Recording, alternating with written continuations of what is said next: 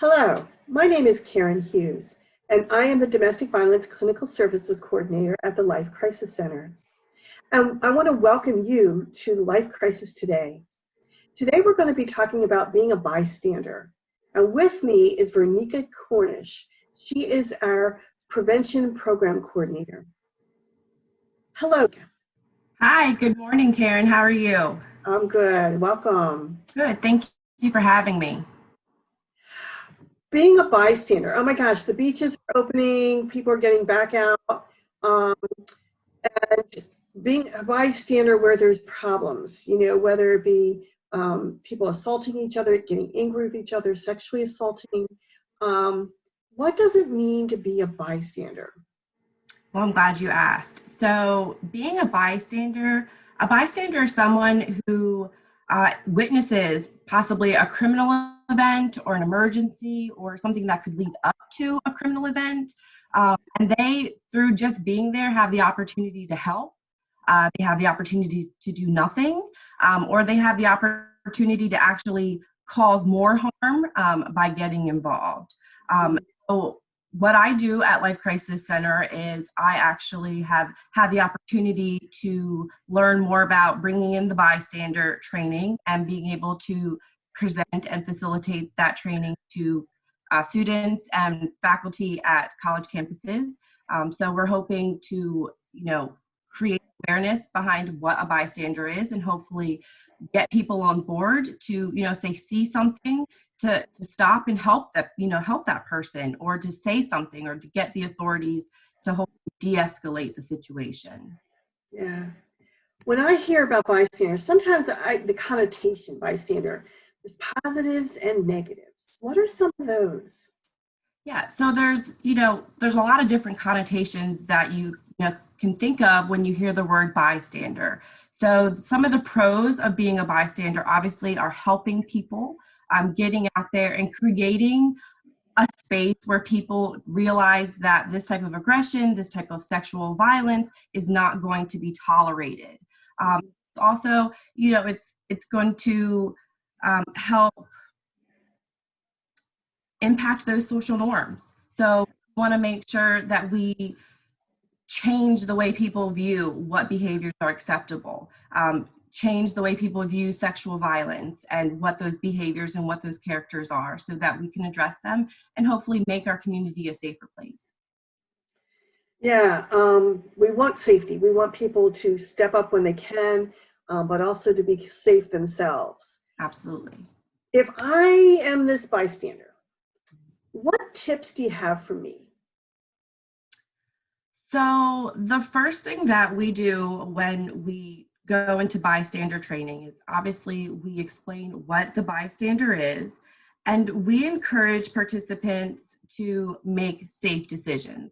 Like you mentioned previously, safety is the utmost importance, not only for the bystander, but also for the person involved in the dangerous situation.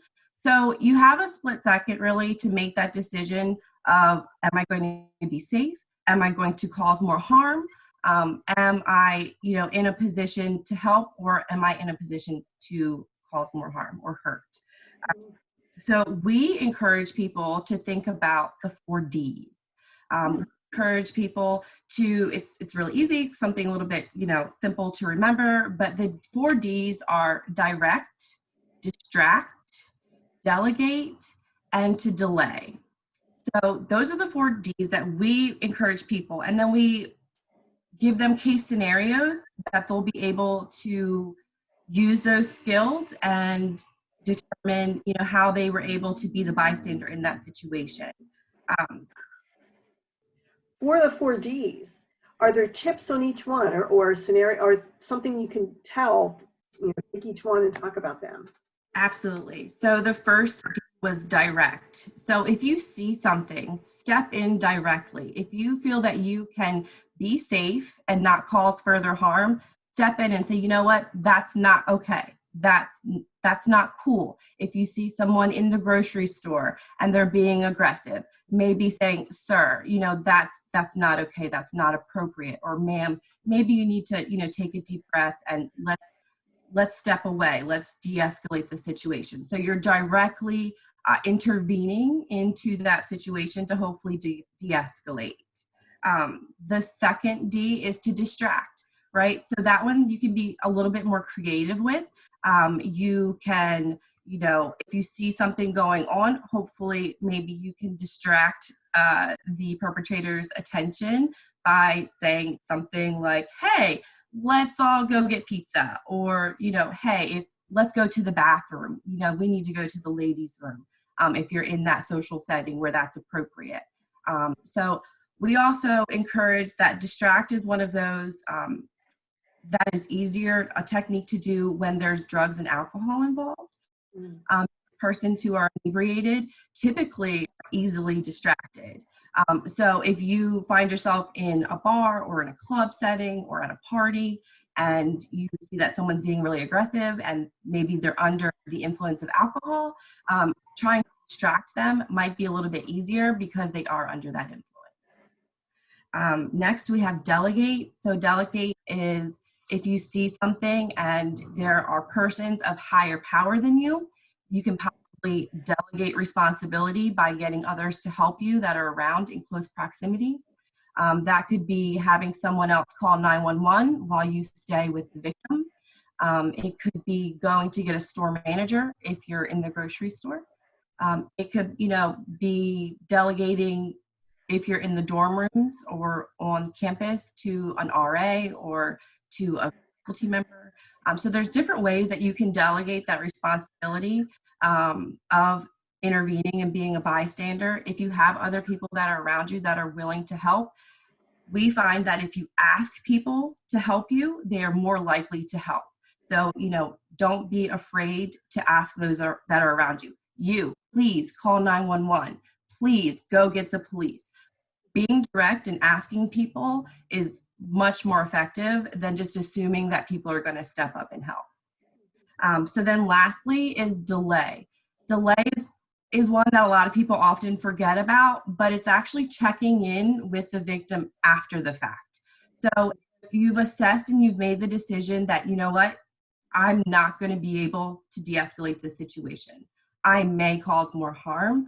I'm going to wait and I'm going to check in with the victim after the fact and see if there's anything that I can do, if there are any resources that I can offer, if that person is just genuinely okay, checking in to see if they're okay.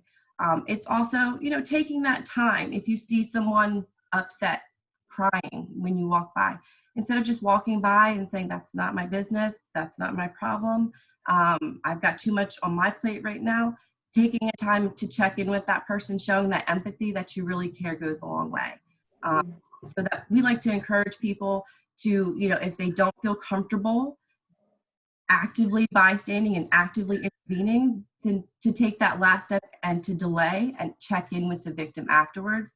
And hopefully, by educating folks, we can have them offer resources to their families and friends, like Life Crisis Center, so that they can get those resources that they need.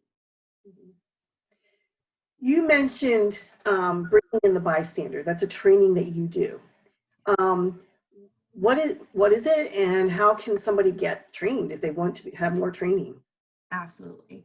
So bringing in the bystander it's a 2-hour training, and myself and my colleague, Michelle Gerletsky, we have had the opportunity to go to the 3 college campuses here on the Eastern Shore and present bringing in the bystander training. We present to residence assistants, faculty, nursing students, those who have maybe higher social status on campus, Greek life, athletes, those who can really affect the social norm and the climate on campus. And we go in and we talk to them about being a bystander, what it means to be a bystander.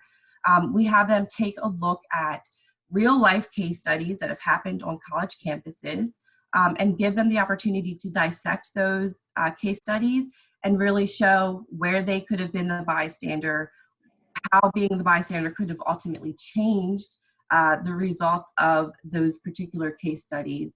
And we give them those techniques, and we also tap into their empathy.